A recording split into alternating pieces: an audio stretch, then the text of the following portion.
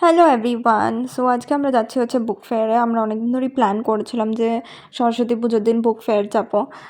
তো হচ্ছে আমরা এসে গেছি এখন শিয়ালদা স্টেশনে মেট্রো চাপবো বলে। বাট আমরা শিয়ালদা স্টেশন এসে জানতে পারি যে আজকে নাকি মেট্রো বন্ধ। তো আবার ওখান থেকে হচ্ছে গাড়ি টাড়ি করা হয়।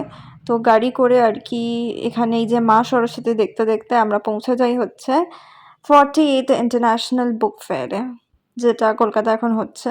তো তোমরা দেখতেই পাচ্ছ আমরা বেশ তাড়াতাড়ি পৌঁছে গেছি, তাই এখন অবধি বুক ফেয়ার কিন্তু অনেকটা ফাঁকা আছে। কারণ এত ইজিলি মানে বুক ফেয়ার এতটা ফাঁকা থাকে না।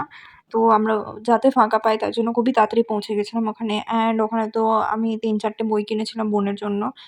মানে ওখানে প্রচুর স্টলস ছিল, লাইক অত স্টলস ঘোরা আমাদের পক্ষে একদিনের সম্ভব ছিল না। তো মেনলি যেই জায়গাগুলো আমাদের দরকার ছিল সেখানটা ঘুরে ফিরে কেনাকাটা হয়। তারপর তো আমরা আর কি লাঞ্চ করি অ্যান্ড তারপর আরেকটু কিছুক্ষণ ঘোরাফেরা করে পরে ফিরে আসি আবার।